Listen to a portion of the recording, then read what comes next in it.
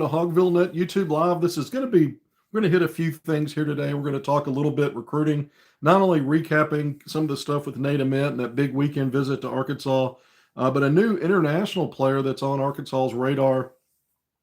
And it appears Arkansas is a finalist here. I've talked to his agent and another member of his representation about him. So we're going to get into recruiting a little bit. So, an older player in terms of not an 18 or 17-year-old out of the high school ranks. So we're going to talk recruiting, but I'm going to save that for the end. We're going to talk a little bit more NCAA tournament bubble, preview the SEC tournament here, and also, obviously talk about the Arkansas-South Carolina 2.0 matchup. This is a tricky one. And then we might even just get into this all-SEC team snub. I thought Arkansas deserved at least one player in the mix there, and that didn't happen. But let's start off with bubble talk, just real simple. I've said this before. I've reported it this way. I'm not backing away from it because I believe it fully. Arkansas is a lock for the NCAA tournament. For the record, Joe Lenardi and ESPN's bracketologist in his most recent update that he published after midnight. So technically today, Tuesday, the last one I saw, unless he's updated it again, since I just came on, I didn't check in the last 15, 20 minutes. He moved Arkansas back up a spot. So the second team now on the last four buys. Yesterday's update, he had Arkansas as the third team. So I'm not sure what changed that. Did Troy winning the Sun Belt Conference tournament and becoming a team in the field play any part in Arkansas's resume improving? That's a team Arkansas beat by double figures at home in non-conference play. It's one of Arkansas's 4 quad 3 wins. I'm just throwing out an example of something, but he moved him back up. But what's weird is he had him as the third team in the last 4 buys on Monday. But he had him as a 10 seed. Today they move up a spot, but in his bracket, he's got him as an 11 seed. Well, there's nothing to, be upset about here. The reason he did that is he's putting Arkansas in the same bracket as Tennessee, which is a 2 seed.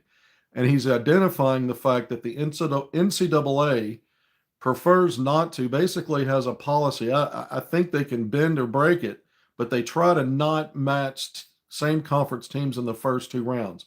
So if you made Arkansas a 10 seed, there's a possibility the Razorbacks would play Tennessee in that bracket in the same round. So if they can't find a way to move same conference teams into other brackets where they wouldn't play, there is a pecking order there because he also has Georgia as a 10 seed. So in Georgia, he's got ahead of Arkansas, not even on the bubble right now. So having said that, the 11 seed is not a factor of that's the quality of Arkansas's projection. It's only about the way the NCAA tournament selection committee tries to slot teams. So they'll drop a team to a different seed to accommodate things like that. So it's not a big deal. Effectively, Arkansas's value is a 10 seed is the point. And still one of the last 4 buys. I think the fact that Arkansas going in the SEC tournament, unless he changes it again later after today's results, because Arkansas won't play until noon tomorrow in the first game at noon Central Time in the SEC tournament against South Carolina. Unless he changes it again, it gives Arkansas a little bit more wiggle room on that bubble as the way Lenardi sees it. Now, look, I say Arkansas is a lock. I think every single bracket that's out there has Arkansas projected in. There might be some outliers where there's a 9 seed projection. Most of it's 10 or 11 seed. That's probably about right. And you can be an 11 seed. You can be there's only 2 teams that will be 11 seeds that are playing. Most of the 11, I think only one of the 11 seeds projected now, true 11 seed as far as what they were actually projected. One of them got a bump up to 10 because they had to switch places with Arkansas based on Lenardi's bracket. But typically there's only one 11 seed that's a bye. That's on the bubble. Usually the other 2 of the other 3 are, teams that came from a mid-major bracket or somewhere. They're not on the bubble. They might have automatically qualified. And then you'll have 2 that are playing. And then you also have 2 play-ins that are 12 seeds. So it's a little convoluted, but Arkansas's ahead of all of that mess right now. That's not to say that there's not a tricky set of circumstances that could happen that can knock Arkansas down the bubble enough to be a play-in team. That's the concern now. It's not that they're not a lock. I think they're a lock to get in, but I think there's still a reasonable concern that they can end up being a play-in, and that's by losing to South Carolina and other things happening. Another first-round game later on Wednesday is Oklahoma and Georgia. Well, Georgia's on a heater right now. Georgia's not only projected as also a 10 seed, but off the bubble. But Georgia's 30th in net, which gave Arkansas a sixth win in quad one. We've been talking about that for a while in these segments, that if Georgia keeps winning, you almost thought that Georgia being a bubble team, I said this, you want the other bubble teams to not do well. And if you recall, I said Georgia, it goes both ways. If Georgia beats South Carolina, which was their midweek game in the final week of the regular season, you want Georgia's a lock. They're no longer a bubble team. You just, or even if they're still at the top of the bubble, they're not going to not get in. So you just rather them go ahead and keep winning and maybe get back in top 30 in net, because that would give Arkansas another quad one win. Well, that's what's happened. But Oklahoma is trying to play its way off the bubble. It's won back-to-back games and playing better. And if Oklahoma beats Georgia, two things happen. One is Oklahoma's a bubble team that now continues to improve. And if Arkansas loses to South Carolina, there might be a double whammy there, or triple whammy, because Oklahoma might move slightly ahead of Arkansas in the pecking order, and you lose a quad one game off your resume because Georgia's going to slip a little bit outside of 30, very likely, if it loses that first round game to Oklahoma.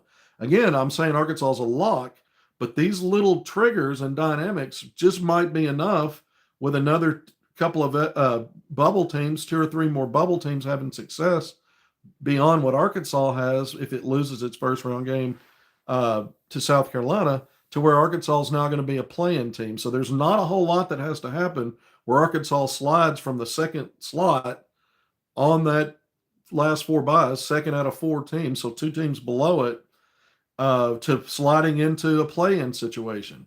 So that's why you want to take care of business against South Carolina. Again, I don't think Arkansas is going to fall, no matter what happens, beyond a play-in game. But with a 7-player rotation, we have no reason to really believe that anybody's coming back in terms of Boogie Flander or Duthero. I've been reporting for a while consistently that I just don't see that happening. I've had conflicting reports on Thero, but I just don't think he's probably coming back, based on, the one I maybe trust more than the other. So when you're down 7, if you have a playing game, you're playing in Dayton, Ohio on a Tuesday. And then even if you get a Friday, Sunday slot, if you win that Tuesday game in the main bracket, you're going to have potentially, 3 games in 6 days. And that's tough for a team that's only got 7 players. So you prefer not to have to deal with that. That's not to say Arkansas would win it past its first round, or win its first round NCAA tournament game if it won a play-in game to advance to a Sunday or a Saturday game, however it shook out. But the point is, you don't want to have those kind of odds going into it. You'd rather not have to have a playing game. So the point is, while South Carolina is not a must-win, to lock yourself into a situation where you don't have a play-in, maybe it's not must-win, but again, there aren't too many other scenarios outside of just that one result that could send Arkansas into enough of a slide to be a playing game. So you want to take care of that business. We know Arkansas doesn't really match up well. I don't think they match up well with this South Carolina team in terms of frontline personnel and some of the other things that Carolina presents, because of the style. It's a very methodical pace, and defensively they really make you work. And Arkansas not only has a tendency to have those self-inflicted wounds, unforced turnovers, and lazy passes and things like that. So the longer you go into your clock trying to probe and attack a defense, the more opportunities you have to screw up.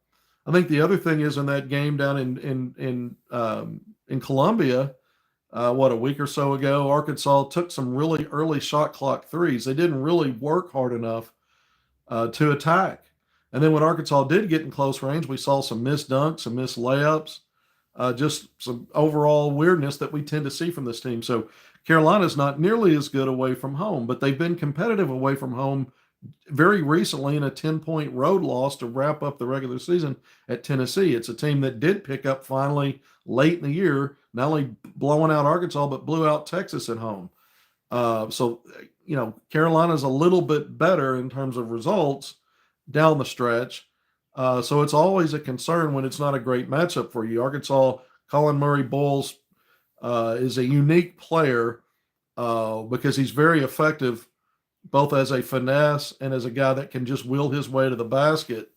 And Arkansas's probably doesn't have, in my opinion, a good counter to that with a Due Thero out. I think Thero would help Arkansas.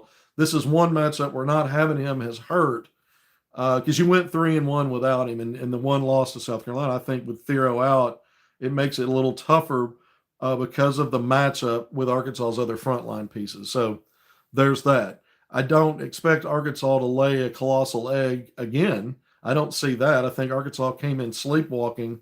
That combined with Carolina being a tough out at home conspired to a 35-point deficit late in that game before Arkansas found a way to lose by 19.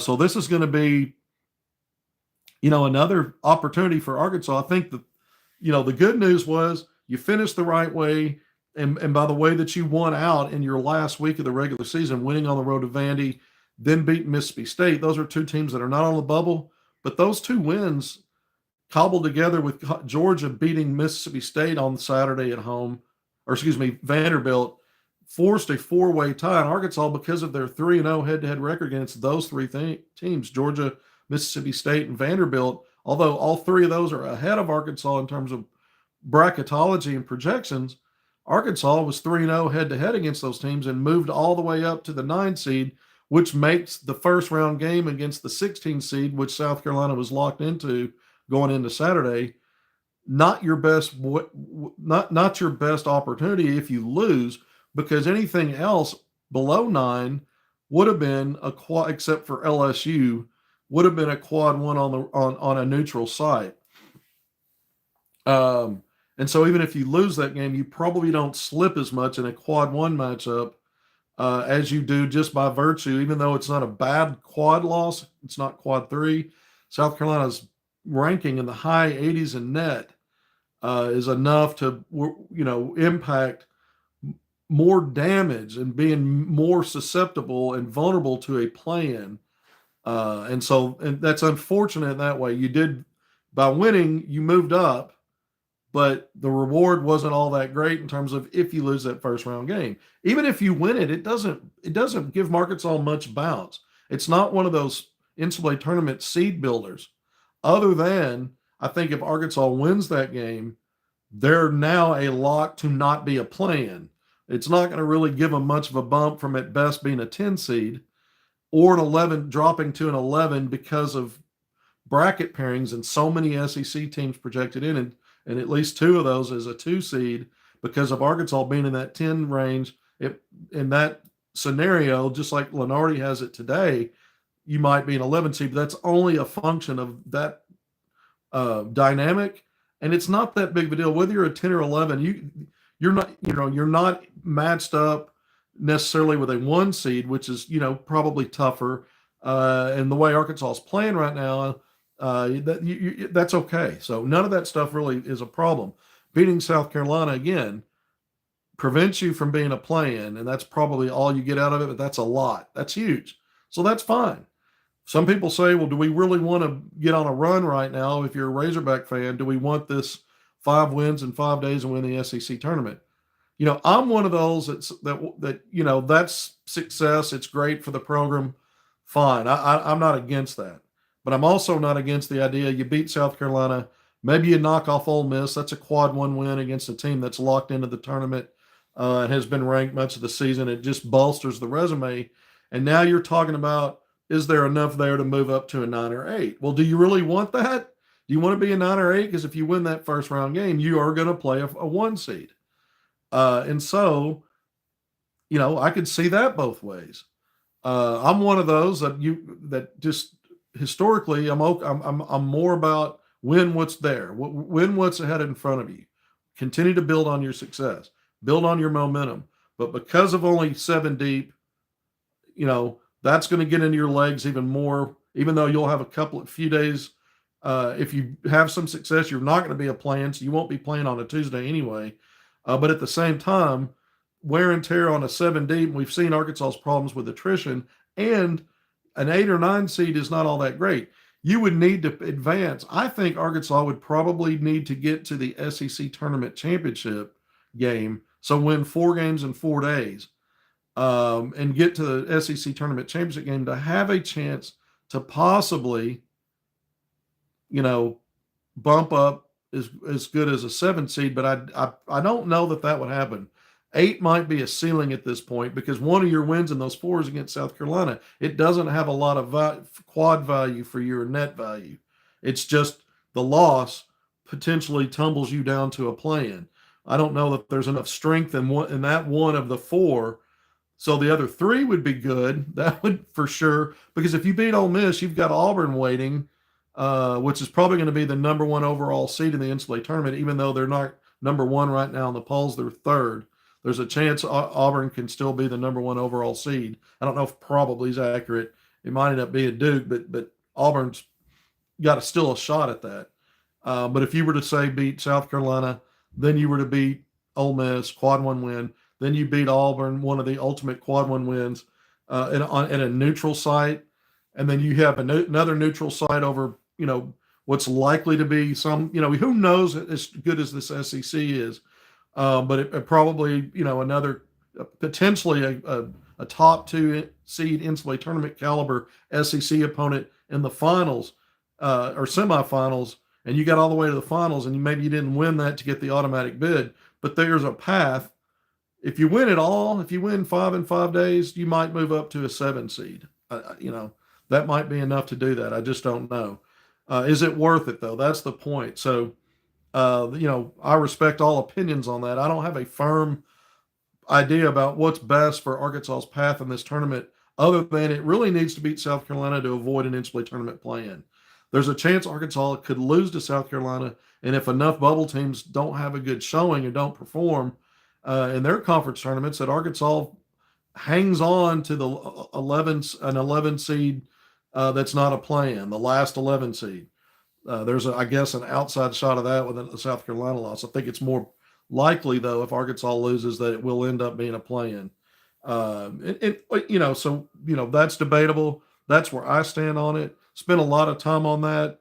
And it's not, I know it's muddled. It's kind of clear as mud, right? But it's the idea that when you're on the bubble this late in the season, and you've got a frantic, conference tournament action where teams are playing every day, things can change really quickly in a matter of 24 hours. And so that's something to keep an eye on. But again, I'm going to finish this up by saying I see Arkansas as a lock for this tournament. They're in every single bracket that's out there. That's what I pay attention to. I don't listen to talking heads that are not drilled in and dialed in on those analytics that make up bracketologies. I just don't even give that any attention. I really look at the brackets. And I only really talk about one only because it's the most recognizable. Lenardi's always done a really good job. And it's the one that, as you continue to tune in, that's the one bracketologist when you're watching games that's going to be piped in and talk about it. So I kind of stay with a consistent thing there. But I look at the bracket matrix. I look at other brackets. I just don't muddy the waters by interjecting a whole lot of any of the other stuff when I do these segments.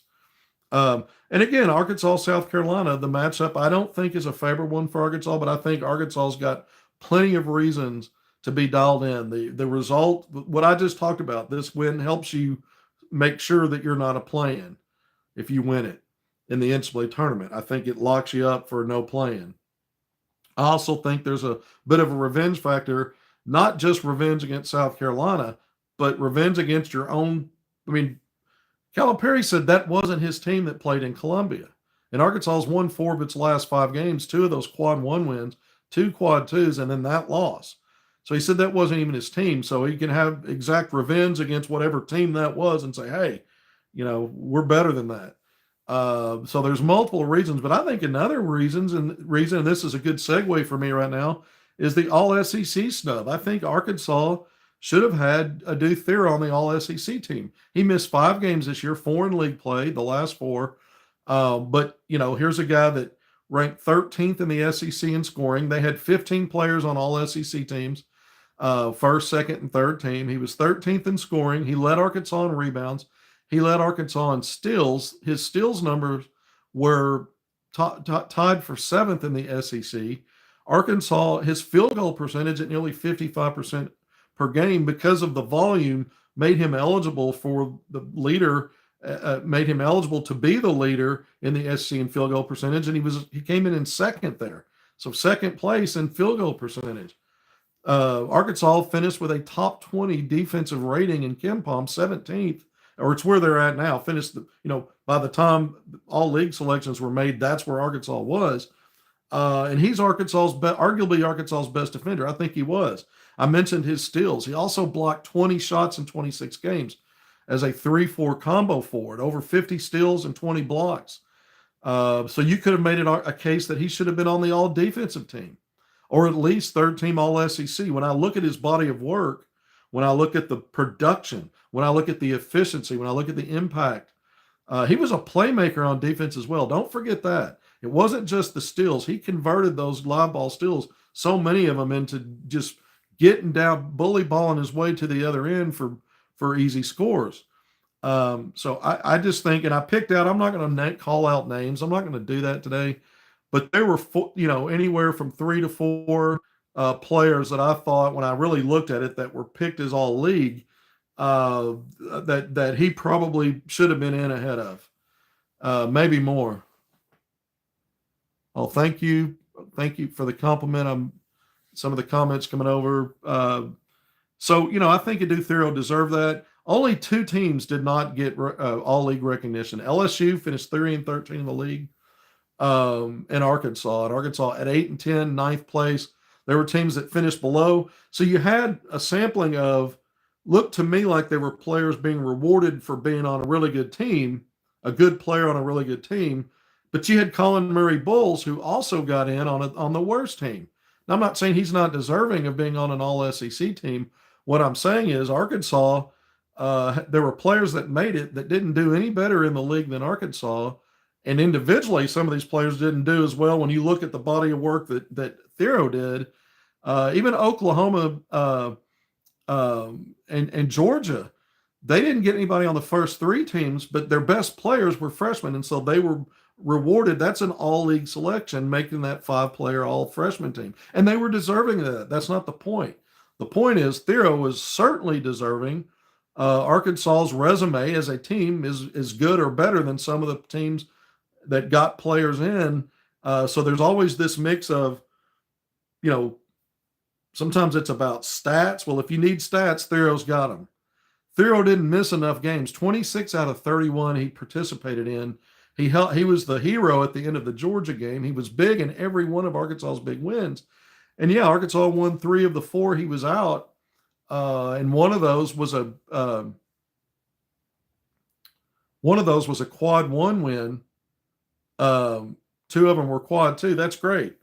But he was on the floor for Arkansas's other quad 1 wins. They got 6. The hero in one of those, Georgia at home. He didn't miss enough for that to be a valid reason. He just didn't. Janai Broome missed a couple of games. He's the SEC player of the year. He didn't miss as many as Thero, but Thero didn't miss that many. And so, I just look at it as a snub. And I think that's part of what Calipari and those players can use as fuel in this SEC tournament. On top of, they need to take care of that business, and there are reasons to do that. A little bit of revenge factor too against South Carolina. Is there some happy medium? You don't improve your seeding a whole lot. Maybe beat South Carolina, maybe pick up another quad 1 win against Ole Miss, and even that season record up because you lost in your game 2 of SEC play at home to the Rebels. I would love to see Arkansas win 3 games in this tournament at minimum. I would love to see that. And if that is enough to bring you up to an 8 or 9 seed in the tournament, so be it, in the NCAA tournament. even though you might rather have a 10 or 11. I'm okay with that. That's my take. But I don't have I don't have a beef with anybody that says differently. All right, let's go recruiting real quick.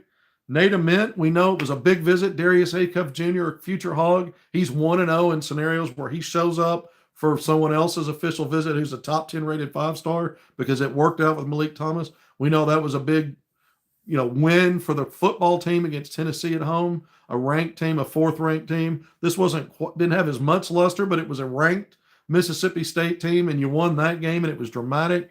You had a field rushing in football. You didn't have a court rushing, but it was a dramatic, wild finish, and the energy in the building was definitely elevated in that one, especially when you do it that way.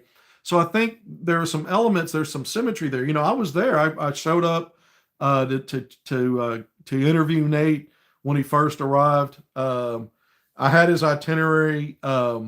Actually, it was kind of interesting because I thought, man, it was between 11:30 and midnight when he got to the hotel Friday night, and I thought he's just gonna love seeing me, hitting him up to talk when he's getting in.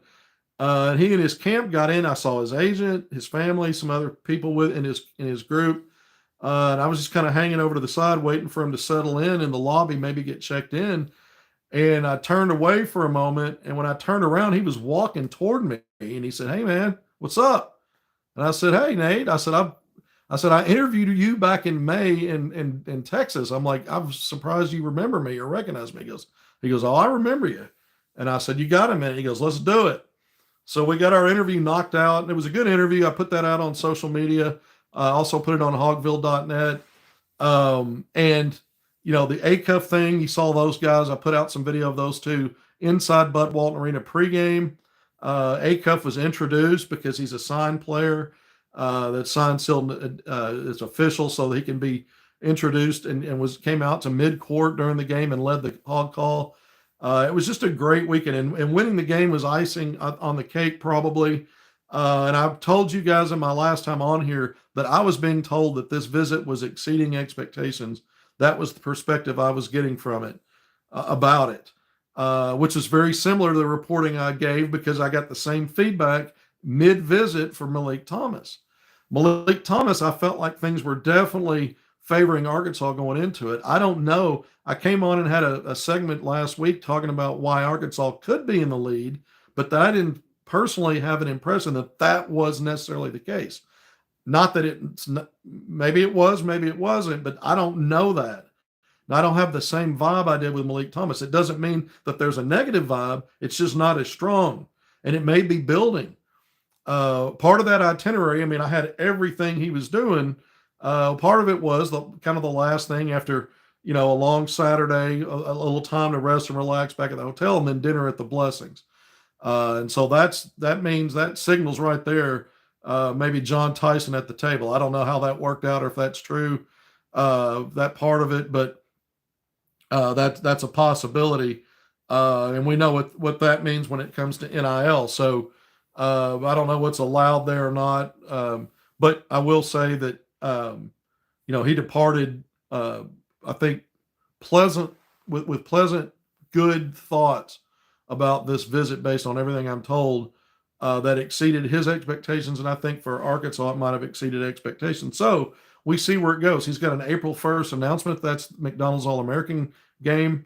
That's several weeks out, still 3 weeks. So there's a lot of time to go before he makes the official announcement. Malik Thomas, he told me that Darius Acuff, Malik had been in his ear leading up to the visit. Certainly Acuff being there, helping to recruit. Again, he's 1-0 in those scenarios. Let's see if he can get to 2-0. But I think Arkansas ends up with the number one class in the country if they land Nate Ament. I think it'll be the best class. You've got 3 players ranked inside the top 10 in the country. I don't think anybody else can replicate that at that point, or will. And Isaiah Seeley, throw him in there, who, by the way, I covered him last week twice in the 6A state boys tournament that was going on in Springdale while I was up in Northwest Arkansas anyway, to be at Bud Walton Arena to cover the Hogs of Mississippi State. And he's on top of his game right now. Springdale's poised to win a 6A state title, but they got to play Bryant in the finals this week. I'll be in Hot Springs as well. I'll be covering an SEC tournament here from the 501 watching on television, doing my reporting, but I'll also spend time in Hot Springs covering those finals. Bryant's is a worthy opponent. That's going to be a great matchup. But Seeley's no slouch in that Arkansas recruiting class. So I think where I'm not in a position right now to say Arkansas's leading for Nate Ament, I do think they're right there. I think Arkansas's right there. For the longest time, you hear Duke, Louisville, Duke. That may end up be how it shakes out, one of those two teams. But I think Arkansas is in the top three, and I think Arkansas is poised to pull this off. I think Arkansas's got a real shot because it's John Calipari. I've gone through all the reasons. He's the best to ever do it. He's got the best track record of getting guys to the league and what they do after that. It's everything. And I mean, the fact that the very next day, for an early tip-off in Oklahoma City at the end of this visit, he's there on ABC Sports, national televised broadcast, chatting it up with the front runner for league MVP that he coached at Kentucky, Shea Gilgeous-Alexander. And he's there to see Cason Wallace with Oklahoma City and Jamal Murray with Denver, SGA with Oklahoma City. You had a couple of pro hogs, Isaiah Joe and Jalen Williams. He chatted it up with Isaiah Joe's dad, Derek Joe, a good friend of mine who, Calipari put the photo out. And it was interesting because Derek had a photo taken of them. And then Calipari had someone on the staff, because Ronnie Brewer Jr. and Tyler Eulis were also both there, snap a shot. He told Derek, he goes, this may end up on social media. He told Derek Joe that. I thought that was funny. But look, this is smart. It's all calculated, but it's genuine too. He's a genuine guy. He cares about his players. He puts them first. He has success with them. Yeah, blah, blah, blah. Last 5 years postseason, we're going to be we got plenty of time to complain about a failed postseason if it plays out that way.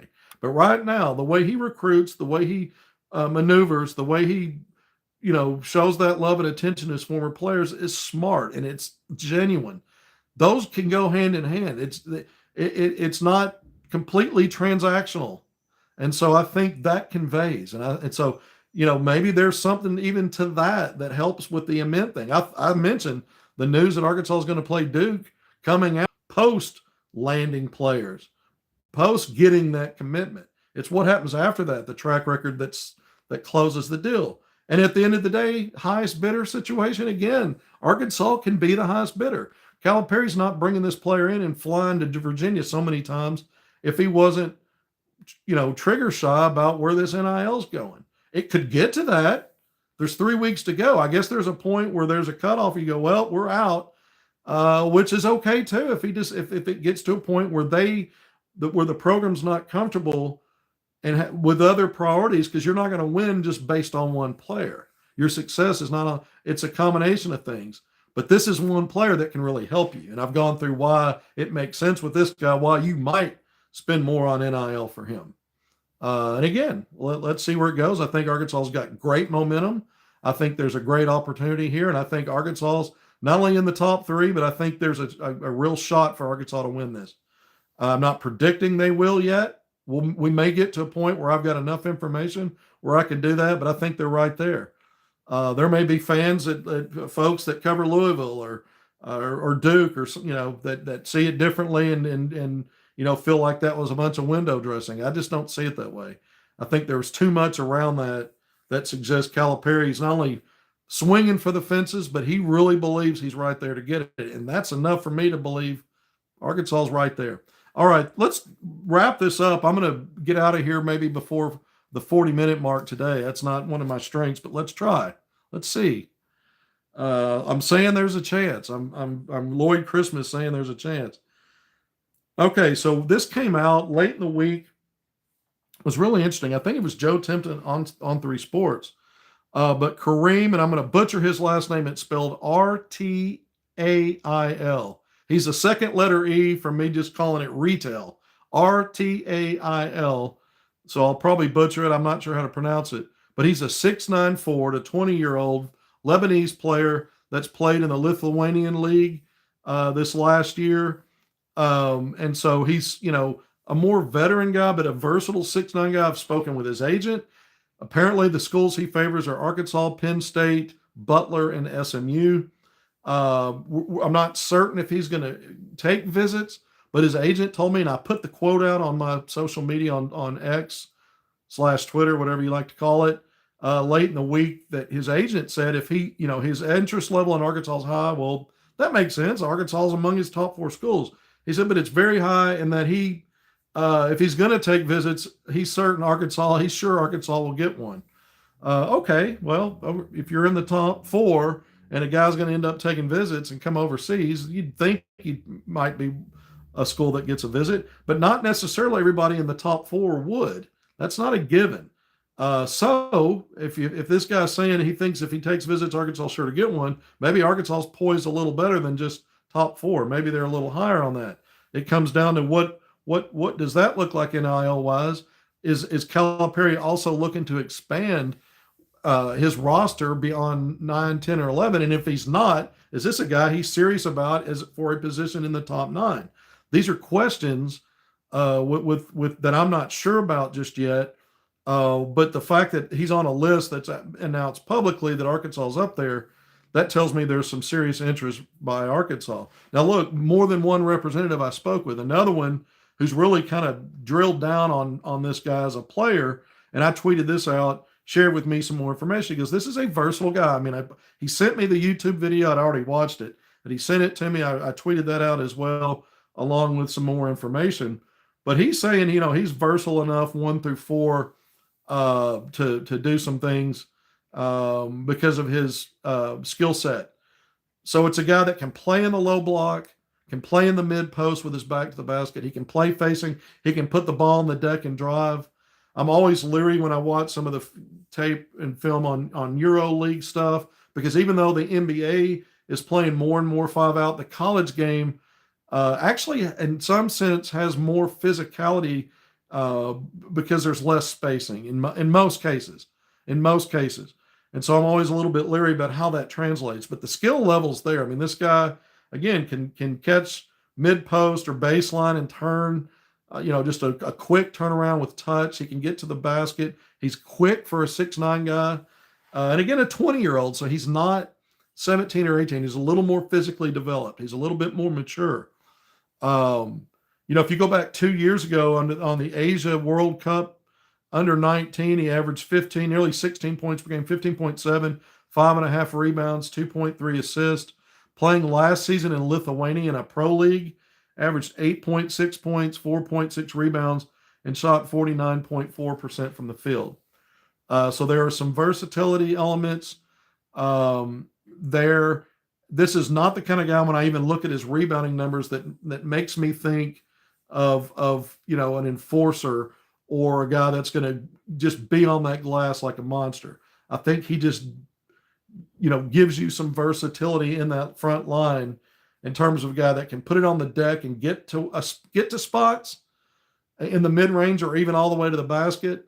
And he's an efficient shooter, and he can give you can shoot from 3 some. So, it's kind of a stretch 4 kind of a look.